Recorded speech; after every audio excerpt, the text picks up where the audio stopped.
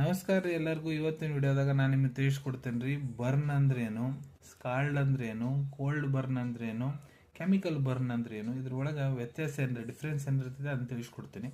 ಮೊದಲಿಗೆ ಬರ್ನ್ ಅಂದ್ರೇನು.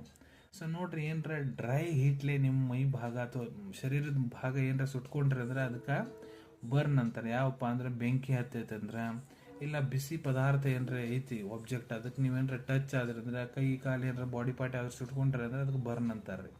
ಸ್ಕಾಲ್ಡ್ ಅಂದ್ರೆ ನೋಡ್ರಿ, ಬಿಸಿನೀರು ನಿಮ್ಮ ಮೈ ಮೇಲೆ ಬಿತ್ತಂದ್ರೆ, ಇಲ್ಲ ಬಿಸಿ ಎಣ್ಣೆ ನಿಮ್ಮ ಮೈ ಮೇಲೆ ಬಿತ್ತಂದ್ರೆ ಅದ್ರ ಸಂಬಂಧ ಏನರ ತ್ವಚೆ ಸುಟ್ಟೈತಂದ್ರೆ ಅದಕ್ಕೆ ಸ್ಕಾಲ್ಡ್ ಅಂತಾರೆ. ಮತ್ತು ಹೈ ವೋಲ್ಟೇಜ್ ವೈರ್ ಕೇಬಲ್ಸ್ ಏನರ ಅದನ್ನ ಹಿಡ್ಕೊಂಡು ನೀವೇನರ ಸುಟ್ಕೊಂಡ್ರೆ ಅದಕ್ಕೂ ಬರ್ನ್ ಅಂತಾನೆ ಕರೀತಾರೆ.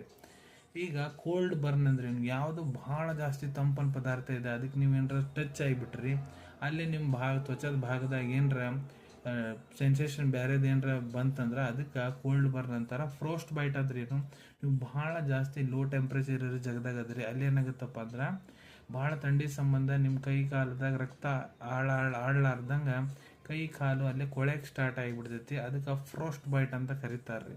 ಅಲ್ಲಿ ಪೂರ ಕಲರ್ ಚೇಂಜ್ ಆಗಿಬಿಡ್ತೈತೆ ಆ ಭಾಗದ್ದು. ಕೆಮಿಕಲ್ ಬರ್ನ್ ಅಂದ್ರೆ ಏನು, ನೀವೇನರ ಫ್ಯಾಕ್ಟ್ರಿಯಾಗ ಇಂಡಸ್ಟ್ರಿದಾಗ ಇಲ್ಲ ಲ್ಯಾಬ್ನಾಗ ಏನಾರ ಕೆಲಸ ಮಾಡಂತೀರಿ, ಕೆಮಿಕಲ್ಸ್ ಏನಾರ ಟಚ್ ಮಾಡ್ರಿ, ಯಾವಪ್ಪ ಅಂದ್ರೆ ಕಾಸ್ಟಿಕ್ ಸೋಡಾ ಆಗಿರ್ಬೋದು, ಆ್ಯಸಿಡ್ ಆಗಿರ್ಬೋದು, ಅದರಲ್ಲಿ ಟಚ್ ಆಗೋ ಮೇಲೆ ನಿಮ್ಮ ಏನಾರ ತ್ವಚದ ಭಾಗ ಏನಾರ ಸುಟ್ಟೈತಂದ್ರೆ ಅದಕ್ಕೆ ಕೆಮಿಕಲ್ ಬರ್ನ್ ಅಂತ ಕರೀತಾರೆ. ಅನ್ಕೊಂತೀನಿ ವಿಡಿಯೋದಾಗ ತಿಳಿಸಿದ್ದು ಎಲ್ಲ ನಿಮ್ಗೆ ರಿಫರೆನ್ಸ್ ಎಲ್ಲ ಅರ್ಥ ಆಗಿರಬೇಕು. ಸಿಗೋಣ ಮುಂದಿನ ವಿಡಿಯೋದಾಗ. Till the end, take care. ಧನ್ಯವಾದಗಳು.